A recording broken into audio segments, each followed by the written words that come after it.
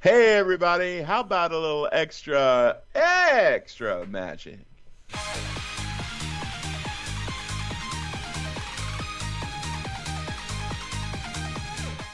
Ladies and gentlemen, boys and girls, welcome to the Extra Magic Hour podcast with your hosts, Tony Casanova and Park Hopper John. Hello everybody. Hey Tony, Hello. how you doing? Good. All right, this is the extra magic hour show that we do for you guys. We do two extra magic hour shows because we have some extra content we always like to share. Two shows, twice as nice, at half the price. So this is content that we don't repurpose, content we don't share or do anything else with other than just put out here for you guys. Thank you so much for being our lovely Patreons. And let us know what you'd like to hear. If there's some stuff that you'd like us to focus on or maybe some topics you'd like us to cover, because God knows we can talk Disney for as long as you want to listen. Yeah. I think everybody's head blew off, clear off their shoulders this weekend when Disney put up all the walls and closed everything down. I think Oh, my God. my Facebook, Twitter, Insta was filled with you can't go there. There's now one single path from Future World to World Showcase. Yeah. And Did it's you see- around the far end. Did you see that somebody put up a Spirit Halloween Yes, sign it on was Club perfect. Pool? Perfect. That was awesome. Except it's I'm closed. It should be on the other side of Future World, not on that side.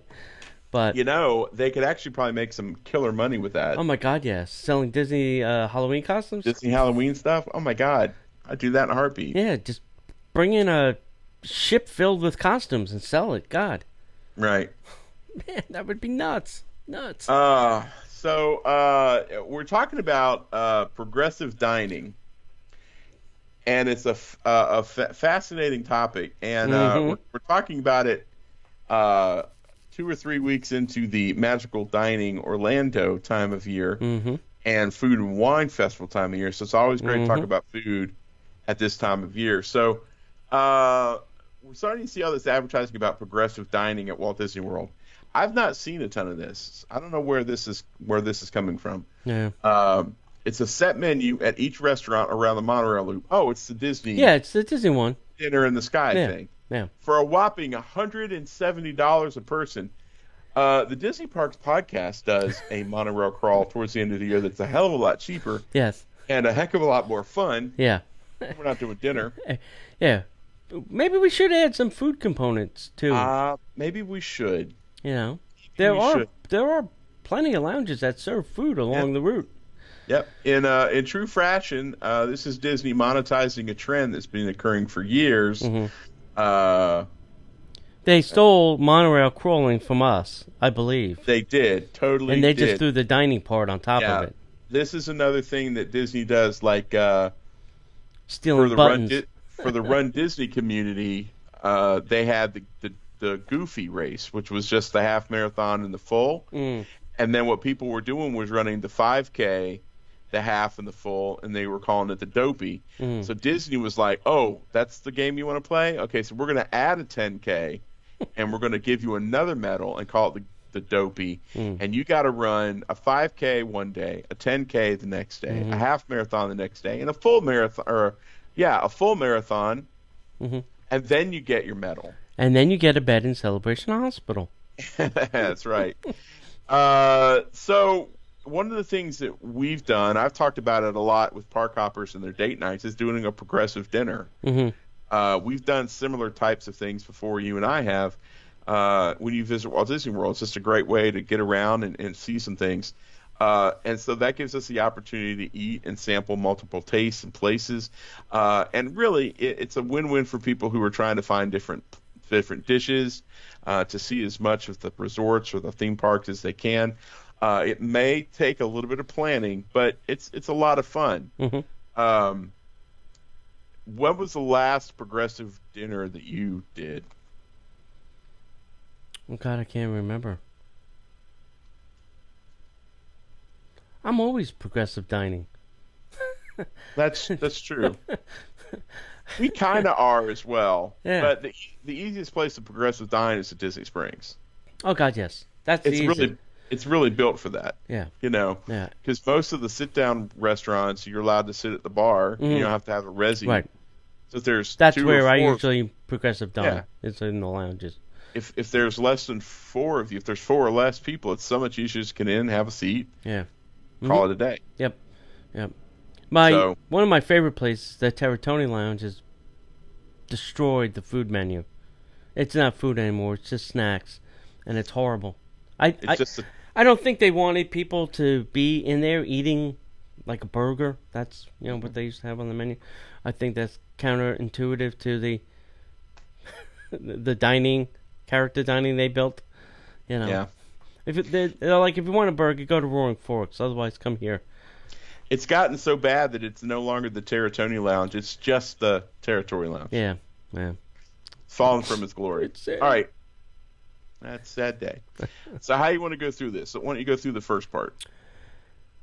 Actually, I think we could kind of even skip that. Let's just get right to the, who's it for, I guess, and then the quick service part versus table service. I think that might be probably the 2 things. So I'll start with the who. Who is it? Whoa. Let's start with what it is first, for those people who don't know what progressive dining is. I can start with that. Okay, go ahead. Well, I mean, yes and no. Okay. In the way that we think of it, progressive dining is basically, you have your appetizer, main course, and dessert. Mm-hmm. For my situation, it's usually cocktails, appetizer, dessert, cocktail, nightcap. But, I learned from the best.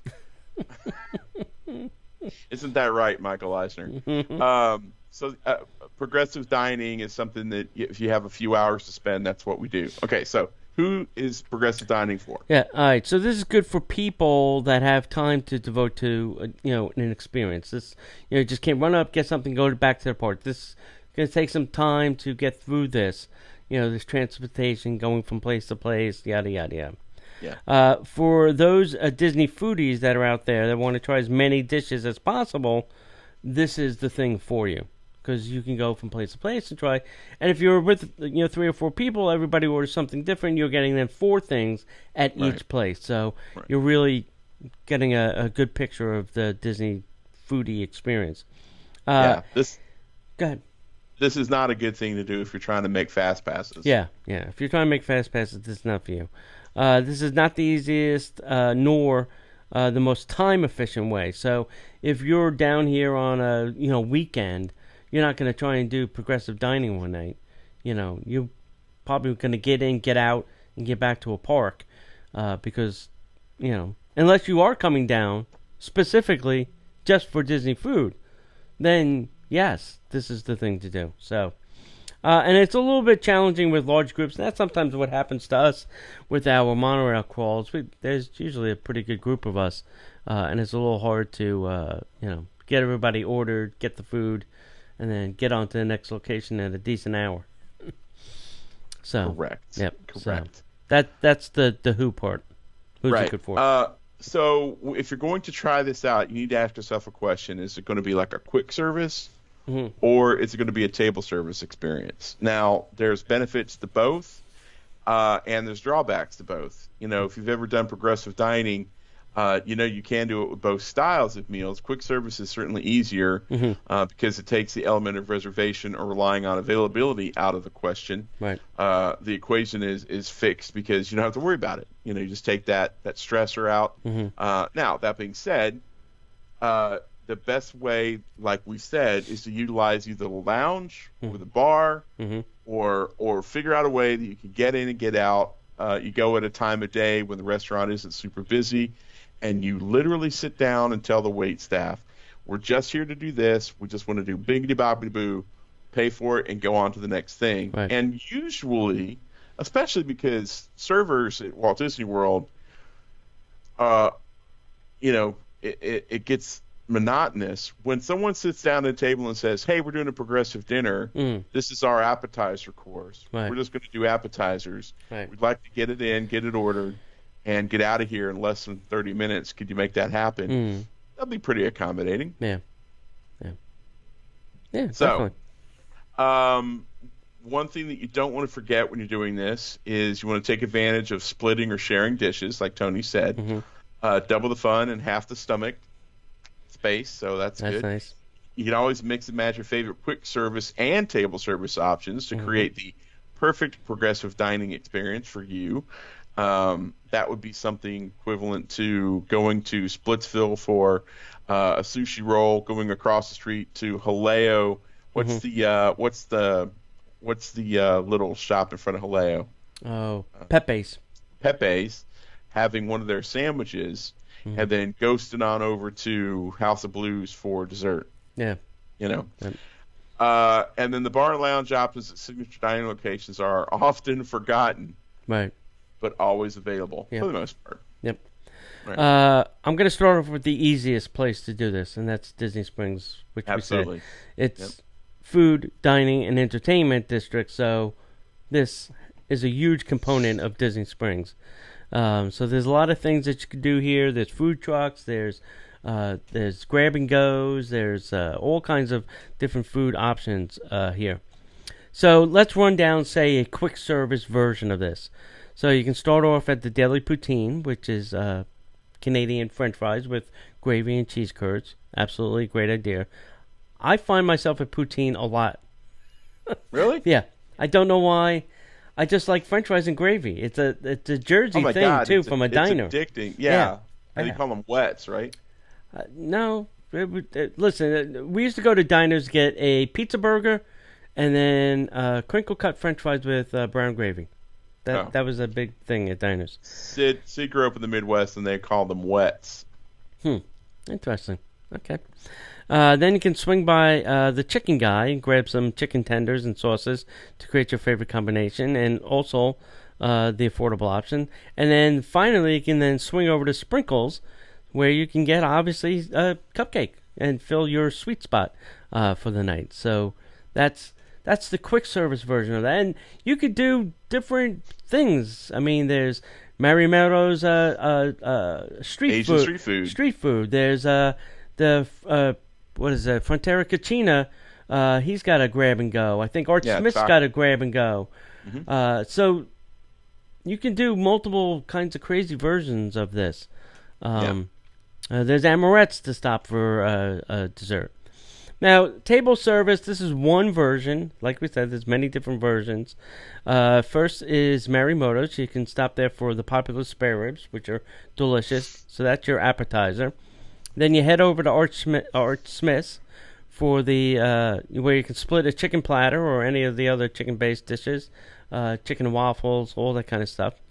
And then head over to Amorette's Pastaria, where you can get your dessert. And they have tables inside that you can actually sit at, get a cup of coffee, get your little dessert. Maybe you can even get a whole Mickey Dome cake for, what is it, $130, whatever the hell that thing is. Yeah, it's not cheap. Monster thing.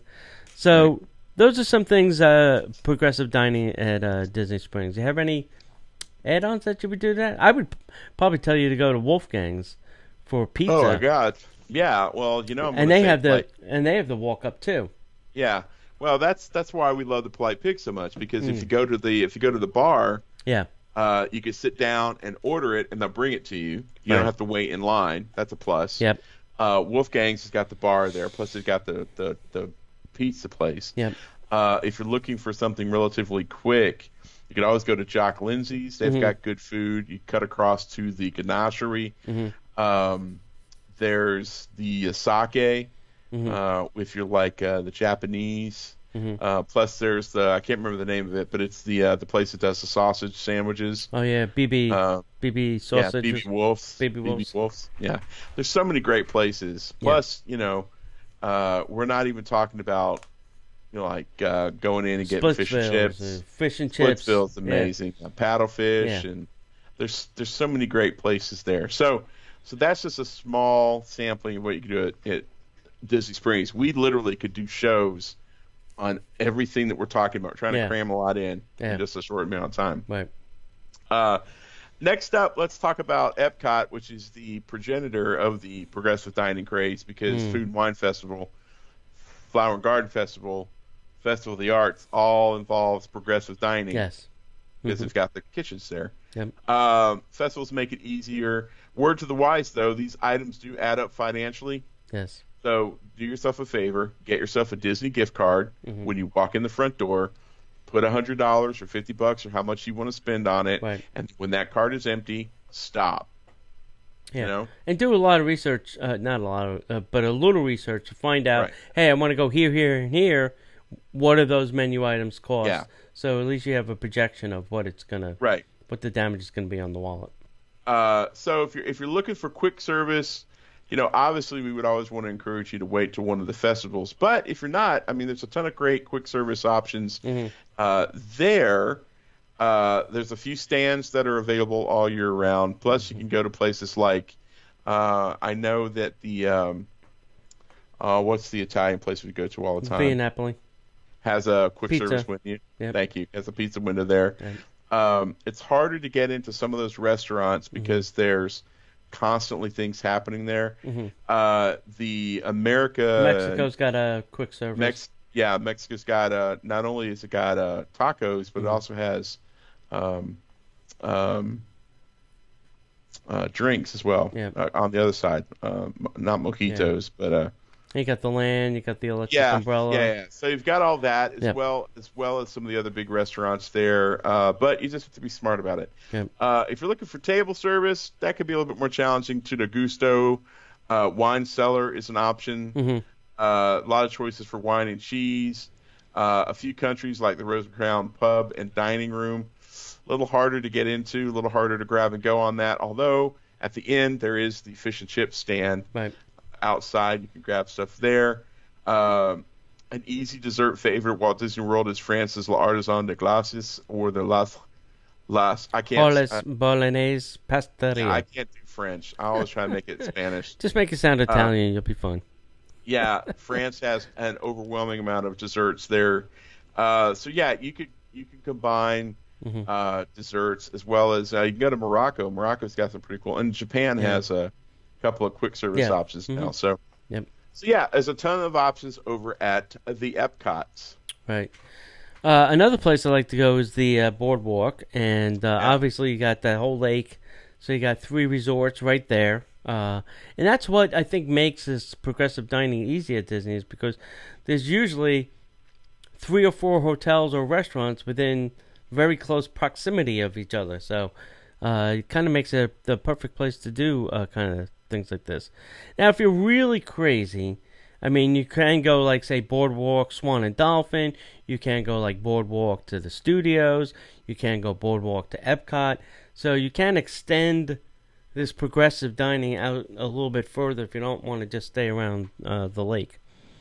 For quick service, I would say start at Martha's Vineyard. They got a great menu for a lot of sharing items there. Cruise Cup is another great place, either for entrees or for appetizers, depending on what you're looking for. And then you can head over to the bakery or Ample Hill for ice cream. So Martha's Vineyard's Beach Club, Cruise Cup over at Yacht and Beach, and then land up at the Boardwalk for your dessert. That's your quick service round. And Martha's Vineyard is this kind of very hidden place that people don't go to. I've been in there with maybe 2 other people. It's like the hidden gem in Disney lately. If you're looking for some table service, you're going to want to start at the Flying Fish for some maybe mouth-watering pork belly appetizer. Yes, please. There's generous seating at the bar and entertaining servers who will make the experience fun. And once again, you probably won't need a reservation for the bar area. And then you can walk over to the Swan, where you can do some El Melino, which is an Italian place, so you can get your entree over there. And then no trip around the Boardwalk would be complete without a stop at Beach Club at Beaches and Cream for some ice cream, if you can get in there. You probably want a reservation for that one, and right now it is closed for refurb, so you're going to have to wait a little bit. If not, just head over to one of the other places. You can go outside to, gosh, I can't think of the name of that place. Right by the pool, the big pool. I can't think of it.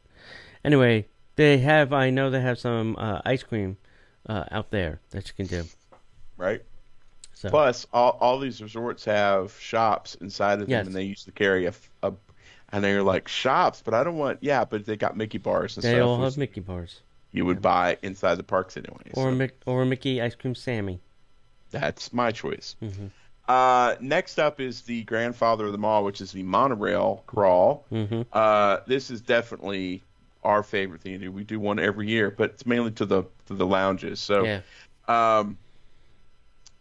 Disney started doing theirs, and Actually, the same night that we were doing one of ours. yeah. And then the monorail broke down. Yeah, monorail broke down, and everybody was stuck in the contemporary resort. But if you're looking to do a quick, a quick service version on the monorail, our first stop would be at the Polynesian. You go to Captain Cook's for the Thai coconut meatballs. Mm-hmm. There's also sushi options at Kona Island upstairs. Mm-hmm. You could always go out to the back deck. They've got some snacky snacks at Grog Grotto patio thing. I can't even remember the name of it. Trader Sam's Grog Grotto. Yeah. Or you could just hop on the loop, go to the Grand Floridian, order a create your own salad at Gasparilla Island Grill. It offers a great value with healthy options. You could jump on the cupcake bandwagon for specialty cupcakes at the Contempo Cafe in the Contemporary, or you could always just ride the monorail around and grab a Dole Whip when you get back to the Poly. Yep. Any of those options. Yep. And you could grab a Dole Whip with rum in it. So yeah, there's a plus. If you're going to try the table service option, it comes a little dicier because the restaurants on this loop are highly sought after. Yes. So yeah, good luck. a little tough. But you can go to the California Grill and sit in the bar area if you're lucky. Right. You could order off the full menu. Appetizers are just as outstanding as the entree. Sushi is one of our favorites. Yep. There's a lot of times the California Girls Lounge is full because people eat there all the time. Yes. So you can go downstairs to the Wave, which is another great restaurant that you can eat at the bar. Over at the Polynesian, you can go to Trader Sam's Grog Grotto. Again, good luck getting in. Yeah. The seating is super limited, but there's plenty of outdoor seating out back, like I mentioned. You can always try to do something at Kona. There's no reason to try to go to Ohana because that's not going to be a quick thing at all. No. And then over at the Grand Floridian, Citric Coast has a bar area with great options for dessert, or you can dine there as well. We've done that on occasion. And then depending on the time that you're landing there for dessert, seating at those three resorts might offer you a nice fireworks backdrop, which is always pleasant. If it were me, I'd just wind up at the Polynesian. I'd go grab a Mickey bar or something from the Captain Cook's and go out to the beach as far as they'll let you go. Right. Watch fireworks on the beach. Yeah. And don't forget the Grand Floridian Cafe. That's sit down, but a lot of times I've gone there and said, hey, I don't have a reservation. They're like, all right, just give us about 10 minutes. We'll figure it out. Yeah. So, especially if you go early around the 5 o'clock time range, 5 to 6, they're a little bit more forgiving than they are around 7 and 8. Yeah. So let me give you, boys and girls, the penultimate Tony Casanova progressive dinner. Oh, boy. This is how it starts. It's not necessarily something that he would be able to do all the time, but he would start off in the Four Seasons, going leave. Going into the lovely, what is the name for the place that's got the gelato? Lickety Split. He would go to Lickety Split, go in, grab himself a nice pre-feasting coffee or a gelato. Little palate cleansing sorbet. Little palate cleansing sorbet, and then he would step out onto the PB&G, the Pool Barn Grill, have himself a fantastic chef-prepared appetizer of his choosing, of course. And that would be the first smaller appetizer. Then he would go to Ravello. Oh, yeah. Then he would have a pasta course, maybe even having another course. I don't know what the extra course is before the main course. Then Tony would hop on the elevator, go upstairs to the tippy top, and would go to Kappa. Oh, yeah. At Kappa, he would feast himself on the largest steak available, because whoever he's with is paying for it, because he's a lucky man. And he would ravage the steak until he was finished. When he was done, oh, you thought he was finished? No, not even close. He would go back down to Lickety Split, make himself a lovely cappuccino, maybe have a scone, maybe have some other palate cleansing little small crispy dessert, step out onto the back balcony and watch the fireworks. Did I do well? Did I do good? Yeah, that's pretty good. You left Plancha out, but I know I did. I was trying to figure out how to make that squeeze Plancha in there. Plancha's weird because, well, first of all, PB&G is only open during the day, so I'd have to go in the afternoon, and then Plancha closes early too, so I'd have to start early in the day and then slowly do this. You know. Yeah, take the day. Yeah. If you're going to go do this, you're going to spend several $100s. Right. Take the day. Matter of fact, just go ahead and buy a room. Yeah. You know, there should be another one. There should be a Bonnet Creek progressive dinner. Because Wyndham's got, Hyatt, Hilton's got, and Waldorf has got. Yeah. And then they're adding a JW. That's 4. Dude, we should totally do that. We should rent an Uber, like a big Uber that could get 7 or 8 people, and make that happen. Yeah, make that happen. All right, guys, let us know. Do we need an Uber for that? I mean, don't they have transportation between each other? I don't know. No. Well, the different resorts, man, they're not gonna. JW's not gonna be taking people to the W Hotel. I don't know. Anyway, what are your favorite ideas for progressive dinners? Leave us a comment, or you can shoot us an email at disneyparkspodcast@gmail.com. Thank you so much for being our Patreons. We appreciate the support. There's a lot of things that we have planned, a lot of things that are coming up. We've got some equipment that we're buying, which is a big deal. And other than that, my friends, anything else you want to add, brother? No. If we don't see you online or at a progressive dinner, we will see you in the parks.